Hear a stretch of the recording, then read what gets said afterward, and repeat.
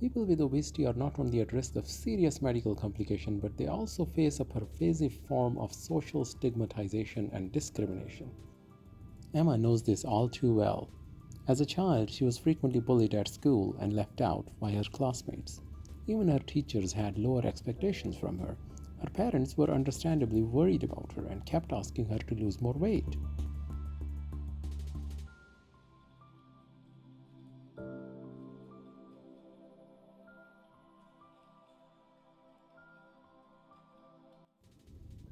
Weight stigma followed Emma throughout her life.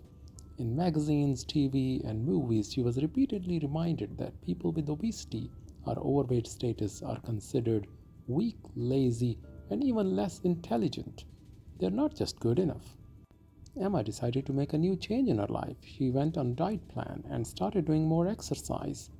Despite trying very hard, she didn't shed a single kilogram, and she started to believe that she wasn't good enough.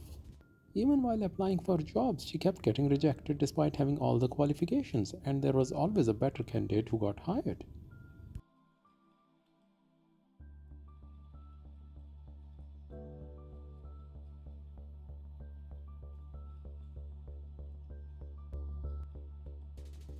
The stigma that she faced because of her weight led to depression, anxiety, reduced self esteem, and heart palpitations.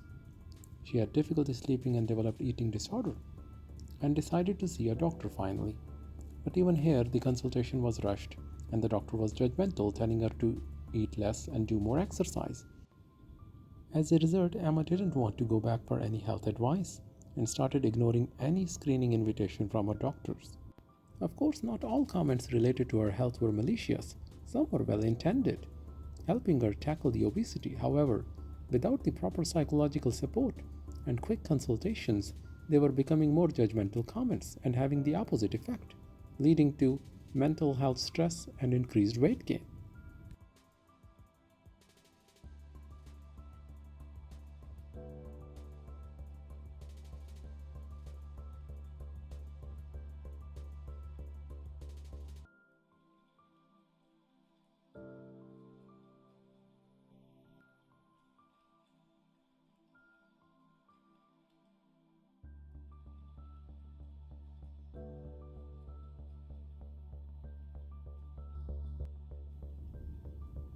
Weight stigma is actually a belief that obesity is a personal choice and the people with obesity lack willpower to lose weight, and the common misconception that body weight is maintained by the energy in minus the energy out.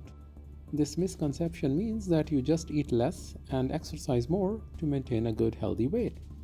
And this is one of the misconceptions provided by certain healthcare professionals to some of the patients suffering with obesity.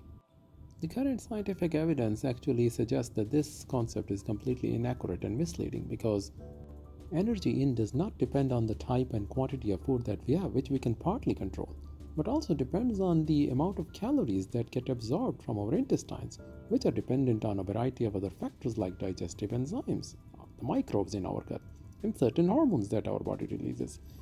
None of these are under our voluntary control. Typically, exercise and activity can consume only 20 to 30% of our energy intake, whereas 70 to 80% of our energy consumption is by the biological activities happening in our body as basal metabolic rate. We assume that weight is under our voluntary control, but in fact, it is tightly regulated by biological mechanisms in our body, just like the regulation of blood pressure and temperature in our body. Our weight is also tightly regulated and dependent on our body fat mass, which provides us the energy to live. Hence, the regulation of body fat mass is as strict as the body regulates the body's temperature and the blood pressure. Hence, although it may be partly true, but voluntary control of weight is only a minor component of weight management, and biology plays the bigger role in maintaining our body fat mass and the weight. This brings in the concept of metabolic set point, which is tightly regulated by hypothalamus, a deep-seated area in the brain which is not under our voluntary control. Hypothalamus receives a variety of complex signals from intestine and other organs to decide what proportion of energy intake should be retained by the body. This mechanism tries to maintain the weight of the body at a certain level, which is the metabolic set point, and hence eating less or doing more might not change the weight, because voluntary efforts to reduce the weight are followed by compensatory biological changes which actually increase the appetite and reduce the calorie consumption. And almost all weight loss strategies are followed by weight regain. This explains why majority of weight reduction strategies eventually fail, whether it is just diet or exercise alone or certain drugs, because the body tries to resist the change. What causes obesity? Why intake of same type of food and same activity produces different response in different individuals?